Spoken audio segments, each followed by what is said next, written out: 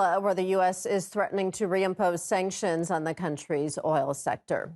The threats come after the South American country's highest court upheld a ban on opposition candidate Corina Machado from standing for election. Venezuela's Supreme Court confirmed a 15-year ban on the politician from running for public office.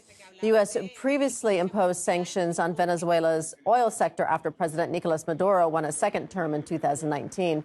Washington relaxed the restrictions only after the Maduro government reached a deal with the opposition. All right, let's cross live now to Daniel Shaw, professor of Latin American and Caribbean Studies at the City University of New York. Professor, great to have you on with us. What do you make of these fresh threats from the U.S. toward Venezuela? Does it come at all as a surprise?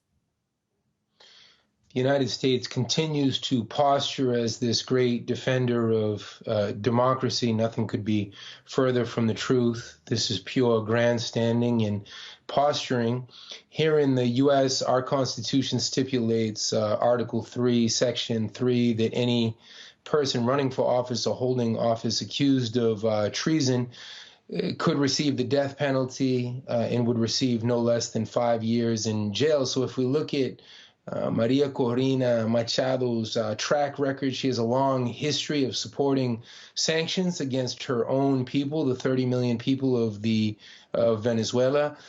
She has long asked for U.S. invasions and occupations of Venezuela. So if the U.S. was to hold itself up to these same standards, they would never allow a Machado candidacy in a presidential election here.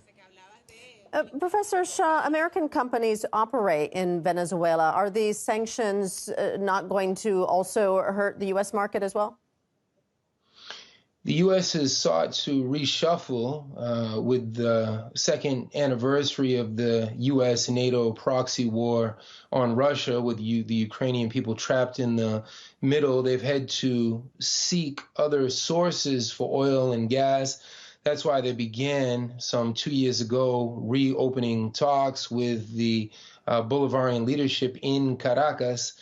But now that they see they're not going to get their candidate, a right-wing candidate, a stooge who has a long track record of working with the United States and the State Department and the Bush administration, who has all of the accolades of the West, from Yale University to other awards. Now the U.S. is saying that they don't want to work with Venezuela. Like a spoiled child throwing a tantrum, they can't get their way, but it's important for a U.S.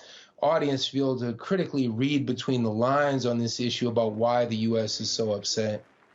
How much of an impact do you think these sanctions will ultimately have on Venezuela? The sanctions since 2014 in particular have been crippling, because it doesn't allow the Venezuelans to trade with other countries.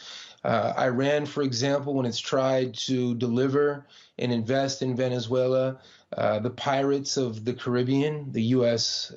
Coast Guard and Marines, have hijacked those Iranian boats. That never makes any headline here.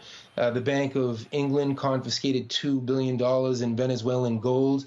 Right now, they are privatizing Venezuela's PDVSA and Citgo. What right do they have to seize Venezuelan assets? These belong to the 30 million people of Venezuela who have suffered a great deal. Some 7 million Venezuelans since 2014 have been forced to leave their homeland involuntarily because of this economic and hybrid war on Venezuela. Do you think we'll see a reversal of the court's decision to ban the opposition candidate in the face of these threats from the U.S.? No, absolutely not. I don't think that the Venezuelans want to make the same mistake as the Sandinistas made in 1990, basically handing back power over to the U.S. and Western-sponsored right-wing candidates.